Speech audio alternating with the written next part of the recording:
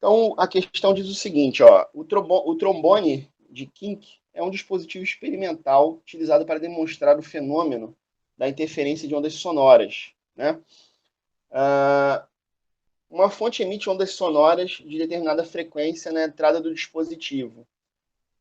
Então, aqui, a fonte está aqui, né? E está emitindo ondas sonoras aqui nesse ponto, tá certo? Essas ondas se dividem pelos dois caminhos, ADC e AEC, e se encontram no ponto C, a saída do dispositivo, onde se posiciona um detector. Então, quer dizer, vai ter um som sendo emitido aqui, na entrada. Essas ondas vão se dividir pelos dois caminhos.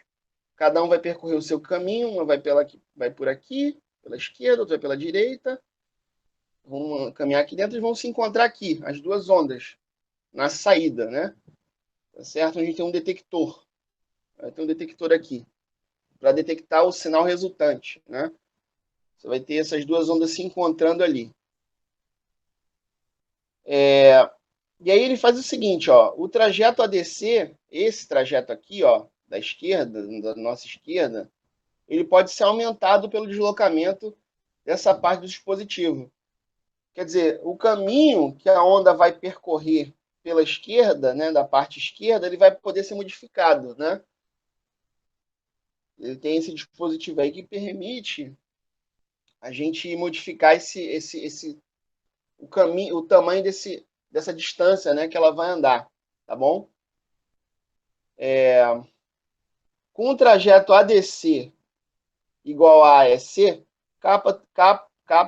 capta-se, né, um som muito intenso na saída. Ou seja, quando esse cara está aqui, os dois trajetos são iguais, as duas ondas vão percorrer a mesma distância.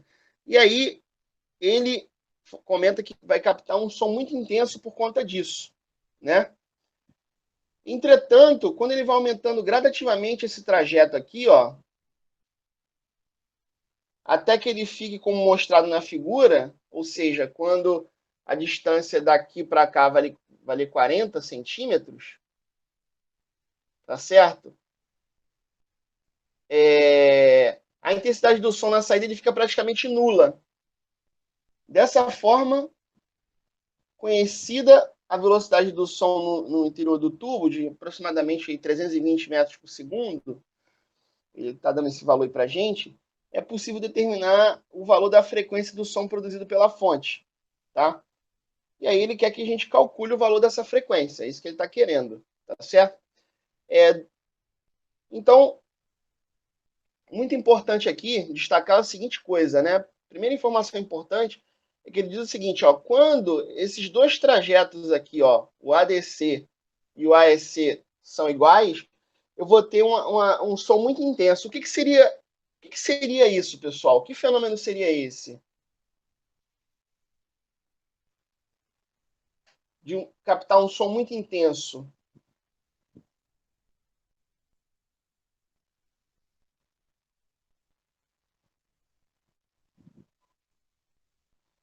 Seria um fenômeno de interferência, né? Essas ondas, né? Tá certo? Essas ondas, exatamente, né? A gente viu isso na aula passada, essas duas ondas que estão sendo emitidas por A, elas vão se encontrar no ponto C e elas vão sofrer uma interferência construtiva, que é quando totalmente construtiva, que é quando você tem crista com crista se encontrando e vale com vale também, né? Crista com crista e vale com vale, né? Se você tem duas ondas de amplitude, sei lá, de 1 centímetro, elas vão se encontrar ali, por exemplo, se for, né, de amplitude, fossem ondas numa corda, né? 1 centímetro para cada uma, vale, encontrando crista com crista e vale com vale, a onda resultante daria uma amplitude de 2 centímetros, né? Tá certo? Aqui a gente está falando de ondas sonoras. Então, quer dizer, quando você tem esses dois trajetos iguais aqui, né, o ADC e o AEC, você tem o máximo central, né? Tá certo? Você tem o que se chama de um máximo, o primeiro máximo de interferência. É quando não tem diferença entre o caminho. percorrido pelas ondas. As duas ondas vão percorrer o mesmo caminho, tá certo? Tá bom? Aí o que acontece? Depois ele vai fazer o seguinte, ele vai aumentar esse trajeto gradativamente, esse trecho esse trecho ADC, ele vai aumentando gradativamente, até que ele encontra, né, ele detecta um som na saída praticamente nulo, não tem som, que seria o que, pessoal? Nesse caso aí.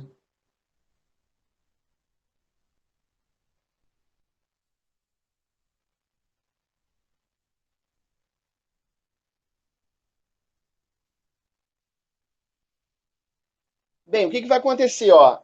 Primeiramente, ele disse o seguinte, quando os dois trechos são iguais, o ADC e o ASC são iguais, o detector vai perceber um máximo de intensidade. É uma interferência construtiva, tá certo?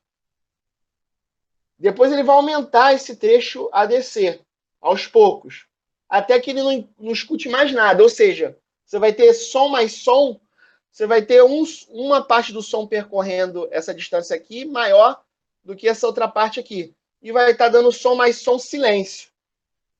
Som mais som silêncio, que tipo de interferência é essa, pessoal?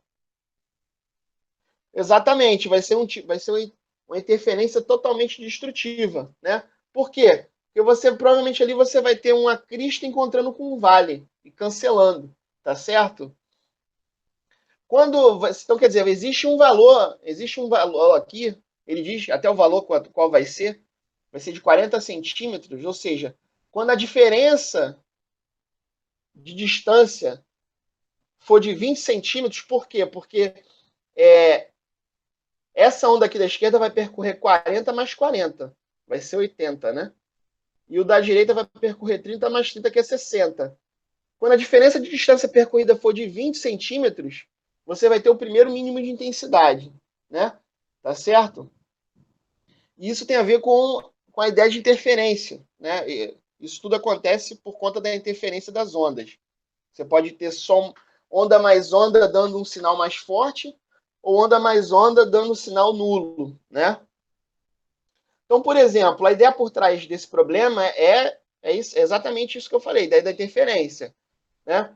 Então, a gente tem essa formulinha aqui que vai permitir para a gente descobrir os máximos ou os mínimos de interferência, né? Por exemplo, quando a diferença entre as distâncias percorridas, você quer determinar, por exemplo, que tipo de interferência está acontecendo em um determinado ponto P do espaço, né? Você vai ter aqui, por exemplo, uma crista e outra crista, que está basicamente uma interferência construtiva, né? Você está tendo crista com crista. Então isso significa o quê? Quando você tiver uma interferência construtiva, que é crista com crista ou vale com vale, tá? A diferença entre essas distâncias percorridas aqui até essas ondas se encontrarem, tá certo? Isso vai ser dado por um múltiplo inteiro de lambda. Por quê? Porque o N vai ser sempre par quando a interferência for construtiva, tá certo? Então você pode botar o N igual a zero, que é o primeiro. O N igual a zero é quando as duas distâncias são iguais. Por exemplo, se você traçasse uma linha pontilhada aqui no meio, ó, todos os pontos dessa linha pontilhada até as fontes eles estão na mesma distância. Ou seja, a diferença de distância percorrida é a mesma. Então, por exemplo, se eu traçasse uma linha pontilhada exatamente na mediana, na mediatriz aqui entre esses dois pontos, né? Se eu traçasse uma linha aqui, ó, todos esses pontos aqui até a fonte estariam na mesma distância. Isso corresponderia ao n igual a zero, tá certo? Já se eu pego um outro ponto, em que a interferência destrutiva, aí já não vai ser mais n igual a zero, porque construtiva, desculpa, né? Interferência construtiva, aí não vai ser mais n igual a zero, por quê? Porque eu já não vou estar, essas duas distâncias aqui não são mais iguais, mas com certeza elas vão ser um múltiplo inteiro de lambda, por quê? Porque o próximo n pode ser 2, 4, 6, 8, né? É sempre um múltiplo inteiro de lambda, né? Se eu ponho n igual a 2 aqui, fica 2 por 2, dá lambda, né? Se eu coloco aqui 4, n igual a 4, fica 4 por 2, dá 2 lambda. Então, repara, são sempre múltiplos inteiros de lambda a interferência construtiva, né? Por outro lado, para eu ter interferência destrutiva, essa diferença aqui vai ter que ser um múltiplo semi-inteiro de lambda, né? Por quê? Porque vai ser todos os ímpares aqui, ó, n igual a 1, vai dar lambda sobre 2. N igual a 3, vai ser 3 lambda sobre 2, né? É um múltiplo semi-inteiro de lambda, tá certo? No caso aqui, nessa situação aqui de interferência destrutiva, onde você tem a primeira interferência destrutiva, o que está acontecendo? A gente vai ter a primeira onda percorrendo 40 mais 40, que vai dar 80, e a segunda onda vai percorrer quanto?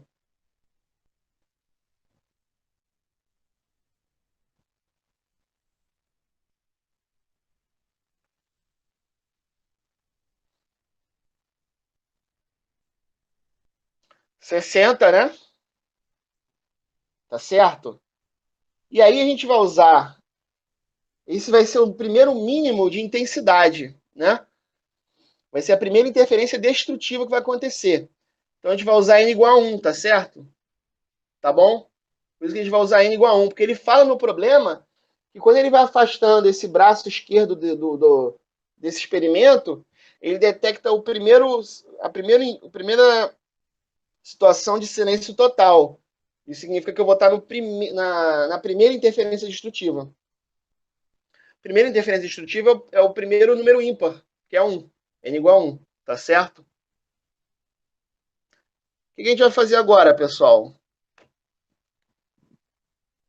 Ele está querendo usar essas informações para quê mesmo, pessoal?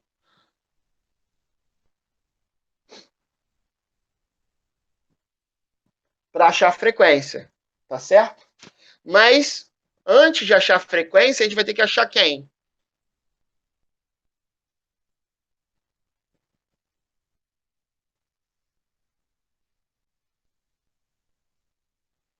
Lambda, o comendo de onda, né? E a gente vai fazer isso como?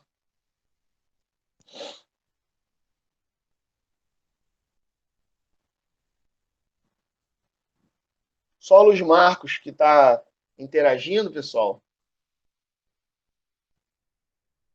Usando a formulinha em amarelo aqui, né? Com n igual a 1, tá certo? É isso que a gente vai fazer. Então, ó, a gente pega 80, substitui aqui, né? É sempre o maior menos o menor, tá certo? Ou toma um módulo. Se você pegar o menor menos o maior, vai ter que tomar um módulo aqui na formulinha. Quando eu botei módulo aqui, a gente vai sempre fazer o maior menos o menor. Então fica 80 menos 60, n igual a 1 aqui. Só substituir na fórmula. Aí fazer a continha, né? 80 menos 60 dá 20. Na hora de isolar o lambda, que o passo 2 que está dividindo multiplicando, a gente vai encontrar então um lambda de 40 centímetros ou 0,4 metros. E agora, como é que a gente vai fazer para descobrir a frequência, pessoal? Se a gente tem um lambda.